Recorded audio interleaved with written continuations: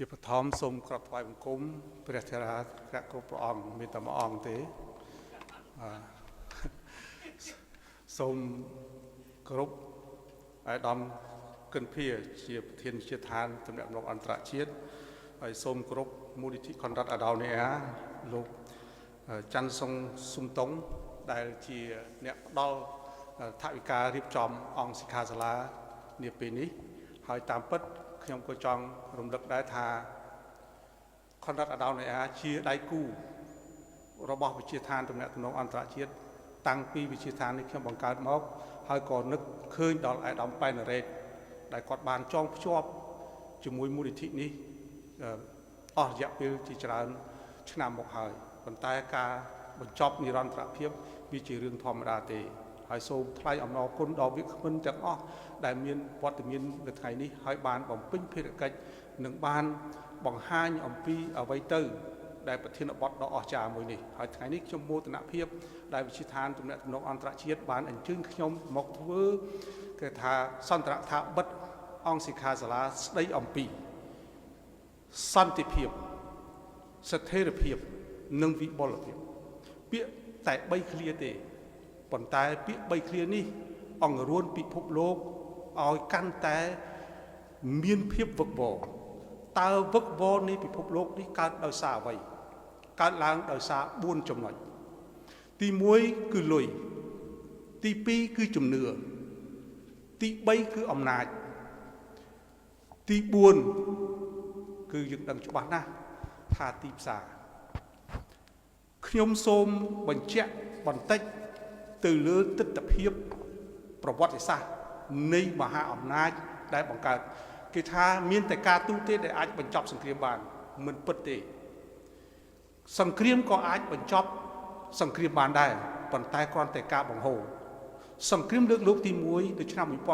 1914ហើយបានបញ្ចប់ទៅវិញនៅឆ្នាំ1918ក៏បញ្ចប់សង្គ្រាមធ្វើដោយបញ្ចប់សង្គ្រាមសង្គ្រាមលើកទី2បានបង្កើតនៅឆ្នាំ1939ហើយបញ្ចប់នៅឆ្នាំ1945ក៏សង្គ្រាមបញ្ចប់ដោយសង្គ្រាមដែរមូលហេតុអីយើងដឹងច្បាស់ណាស់ថាអាល្លឺម៉ង់នេះអាល្លឺម៉ង់គាត់ជាមូលនិធិខុនរ៉ាត់អាដោនីអានោះប៉ុន្តែមែនទេនោះអាល្លឺម៉ង់សម័យអ៊ីតាលីបាទគាត់ប្រកាសដើម្បីពង្រីកឧត្តមភាពនៅក្នុងអឺរ៉ុបគាត់បានធ្វើសង្គ្រាមប្រឆាំងជាមួយនឹងមហាអំណាចជាច្រើនហើយគាត់មានកិច្ចព្រមព្រៀងជាមួយសហភាពសូវៀតប៉ុន្តែគាត់មិនបានទេដោយសារគាត់ត្រូវគាត់ពេលនោះគឺខ្ញុំចង់រំលឹកបន្តិចឲ្យឃើញថាតើសង្គ្រាមនៅអ៊ុយក្រែននៅពេលនេះវាយ៉ាងម៉េចពេលនោះគេប៉ូឡូញដែលជាប្រទេសរងគ្រោះអ៊ីតាលីស្លៀកពាក់ជាទ័ពប៉ូឡូញហើយបផ្ទុះអាវុធហើយប្រកាសធ្វើសង្គ្រាមហើយនៅលើទឹកដីប៉ូឡូញមានកងទ័ព2ដែលធំបារាំងនិងអង់គ្លេស Churchill ហើយនិង Charles de Gaulle ពេលដែលឆ្លងកាត់ទាំងអស់នេះហើយក្រុម2នេះបានរត់ចាក់ចេញពីតំបន់ហើយចុងក្រោយអាល្លឺម៉ង់បានមកកាន់ដល់បារាំងទៀតហើយ Charles de Gaulle បានរត់ទៅអង់គ្លេសយើងឃើញហើយសប្តាហ៍ថ្ងៃនេះយើងមានស្ពានមួយពីប៉ារីសទៅអង់គ្លេសគឺស្ពានមិត្តភាព Churchill និង Charles de Gaulleនេះខ្ញុំគ្រាន់ជម្រាបជូនប្រវត្តិសាស្ត្របន្តិចសង្គ្រាមបានបញ្ចប់នៅឆ្នាំ1945ដោយសារសហរដ្ឋអាមេរិកជាប្រទេសទី1ដែលទម្លាក់គ្រាប់បែកប៉ារ៉ាម៉ាណូនៅទីក្រុងហេរ៉ូស៊ីម៉ានិងណាហ្គាសាគីដើម្បីបញ្ចប់បើដូច្នោះទេសង្គ្រាមនឹងហែកតំបន់តូក្យូជា2ហើយនៅក្នុងប្រទេសអាល្លឺម៉ង់បានហែកចេញជា4ហែកចេញជា4ចុងក្រោយមកគេបង្រួមអញ្ចឹងបាទខ្ញុំក៏ឲ្យយល់បន្តិចបន្ទាប់ក្រោយមកទៀតយើងឃើញច្បាស់ណាស់ថាគេបានបង្កើត NATO អញ្ចឹងព្រឹកមិញខ្ញុំបានស្ដាប់ដែរតាមអនឡាញគឺបង្កើត NATO ហេតុអីបានបង្កើត NATO បើយើងមានអង្គការសន្តិសុខពិភពលោកហើយព្រោះអង្គការសន្តិសុខពិភពលោកត្រូវសម្រេចដោយកុងសង្ស៊ុសអញ្ចឹងបើប្រទេសមួយណាវេតូគឺស្មើនឹងមោខៈដោយអាស៊ានអញ្ចឹងអាស៊ានធ្វើអីក៏កើតដែរពីព្រោះសម្រេចដោយវេតូដោយកុងសង្ស៊ុសតែប្រទេសណាមួយវេតូគឺអត់មានតម្លៃនេះដែលជាបញ្ហាធំដែលឲ្យបង្កើត ចឹងយើងឃើញបង្កើត NATO ដើម្បីអីដើម្បីទប់សហភាពសូវៀតបង្កើត NATO បានភ្លាមសហភាពសូវៀតបង្កើតវ៉ាសូវីចេញវ៉ាសូវីចេញសេអាតូគឺទប់អាស៊ានណាចុងក្រោយមកយើងអាស៊ានហ្នឹងហើយណាអញ្ចឹងទាំងអស់នេះគឺសិទ្ធិភាពនយោបាយនៃលុយណាការរលួយខុសគ្នាបាទរលួយអាមេរិកពុករលួយអត់បានទេពុករលួយអត់បានទេត្រូវការសម្រេចនៅក្នុងសភាព្រឹទ្ធសភាទើបយកលុយមកប្រើប្រាស់បានអញ្ចឹងបើផ្ទុះសង្គ្រាមគេអាចធ្វើបានអញ្ចឹងមន្ទីរបញ្ចកោណអាចធ្វើបានឧទាហរណ៍ប្រកាសសង្គ្រាមនៅឆ្នាំ1900ប្រមាណ2007សម្រក់ទឹកភ្នែកនៅយូហ្គោស្លាវី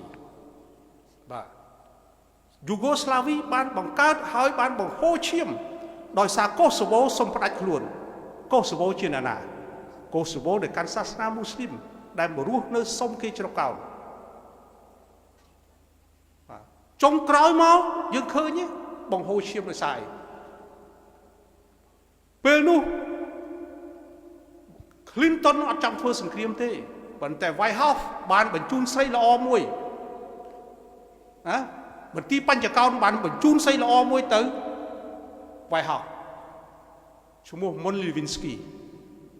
ចុងក្រោយមកផ្ទុះសង្គ្រាមភ្លាម Mon Lewinsky នៅឯណាឃើញទេចប់បាត់ដូច្នេះខ្ញុំសូមឲ្យខ្មែរយើងត្រូវចងចាំបន្តិចក្នុងប្រវត្តិសាស្ត្រខ្ញុំមានឱកាសនេះខ្ញុំសូមនិយាយឥឡូវនេះយើងនិយាយអំពី CLV ដូចគ្នាអញ្ចឹងគេទប់យើងឲ្យជាប់រឿងប្រេជីកហ្វូណនគេបញ្ញត្តិរឿង CLV ដើម្បីយកលុយទៅទប់នៅផ្នែក CLV តាំងពីឆ្នាំ1998រឿងនឹងវាមិនកើតផងមកកើតនៅឆ្នាំ2024ដោយសារយើងប្រេជីកហ្វូណនអ្នកជិតខាងយើងទប់យើងអត់ជាប់យើងចង់ដកដង្ហើមដោយខ្លួនឯងប៉ុន្តែខ្មែរនៅបរទេសអត់វិជាអ្នកឯងចាំណា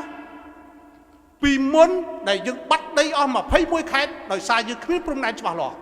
តែពេលនេះយើងមានព្រំដែនច្បាស់លាស់មាន5ទី1មានព្រំដែនទី2មានផ្លូវទី3យើងរក្សាបង្គោលពីអាណានិគមនិយមបារាំងទី4យើងមិនឲ្យជួលដីនៅតាមព្រំដែនទី5តំបន់សយើងមានសិទ្ធិធ្វើផ្លូវទាំង5នេះដែលយើងឲ្យចងចាំអញ្ចឹងខ្ញុំសូមឲ្យកលេចមករឿងនឹងវិញ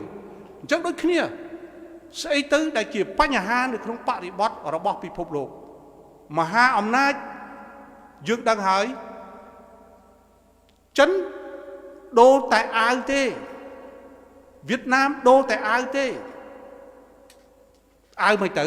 ព្រោះបទពិសោធន៍សហភាពសូវៀតដូរនយោបាយបែក15រដ្ឋឡាថ្វីលីធ្វាអេស្តូនីប្រីបាតិចបែកទាំងអស់អ៊ុយក្រែនបេឡារុសកាហ្សាស្តានអ៊ូស្ប៊ីគីស្តានគីគីស្តានមានទេអត់ទេដល់អត់ពួក Western ចាប់ដើមយកខែលមីស៊ីលមករាយបណ្ដាប្រទេសហ្នឹងបើសិនជារុស្ស៊ីយកមីស៊ីលទៅដាក់នៅជាប់អាមេរិកតាអាមេរិកពេញចិត្តទេអាមេរិកអត់ពេញចិត្តទេ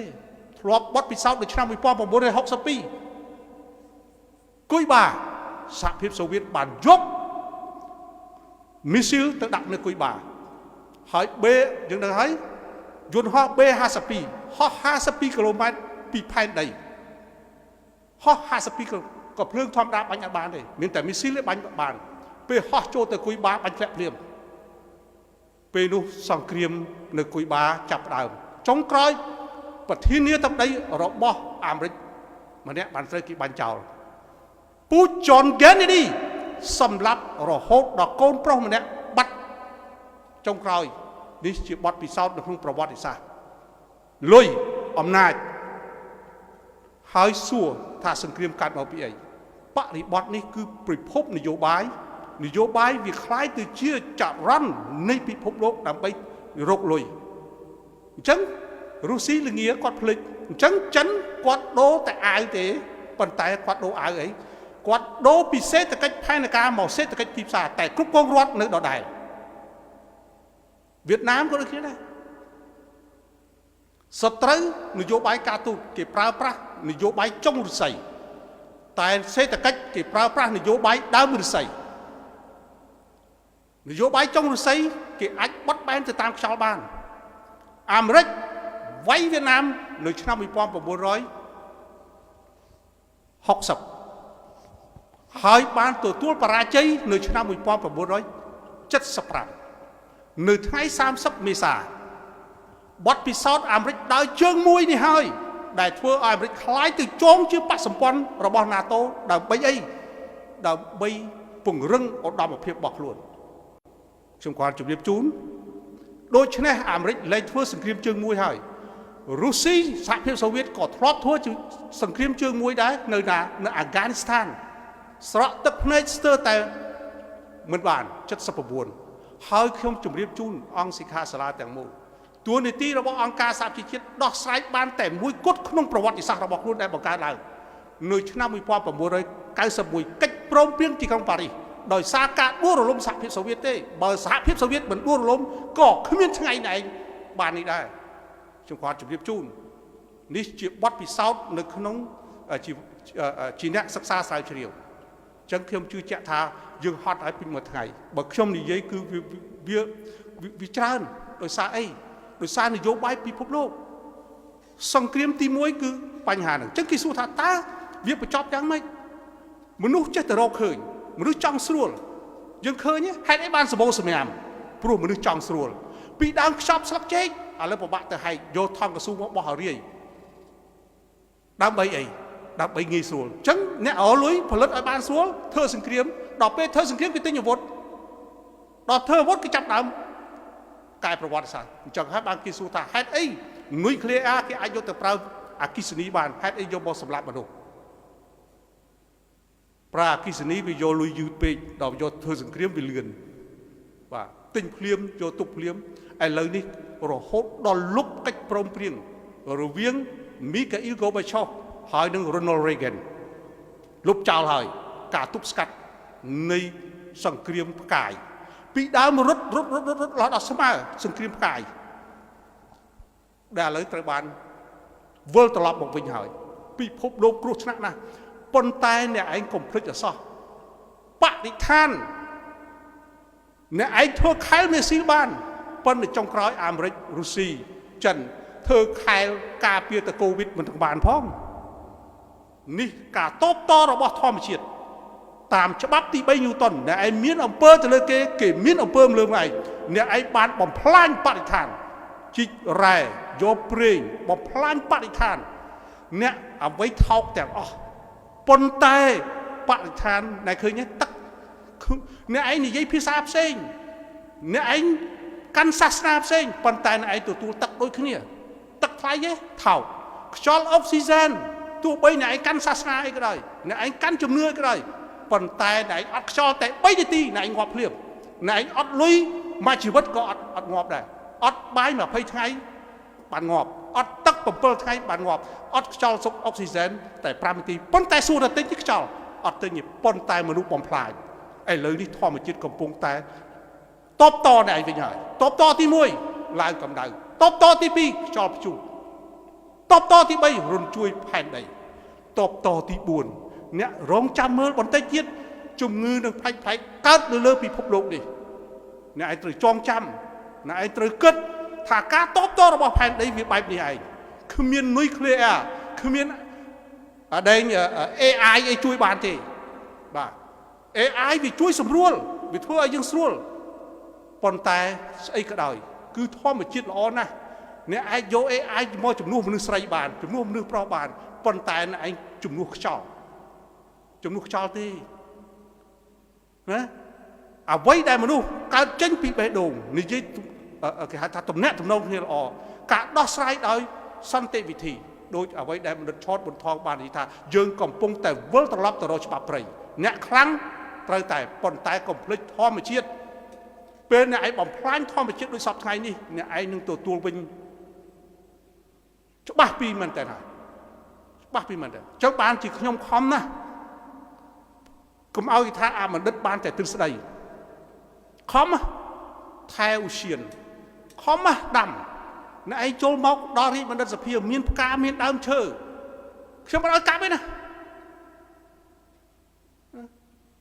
ទៅឧស្សាហដូចគ្នាផ្ទះខ្ញុំដូចគ្នាពីព្រោះធម្មជាតិវាផ្ដល់សេចក្តីសុខឲ្យយើង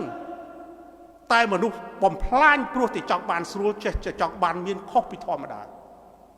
ហើយប្រទេសតូចធំខ្លាំងមិនសំខាន់ឯកភាពជាតិអ៊ីស្រាអែលតូចមួយនៅក្នុងប្រទេសព័ទ្ធជុំវិញដោយសត្រូវប៉ុន្តែអ៊ីស្រាអែលនៅតែរឹងមាំដោយសារគេឯកភាពកូរ៉េមានផ្ទៃដីតូចមួយប៉ុន្តែប្រជាជនគេ52លាននាក់គេអាចចិញ្ចឹម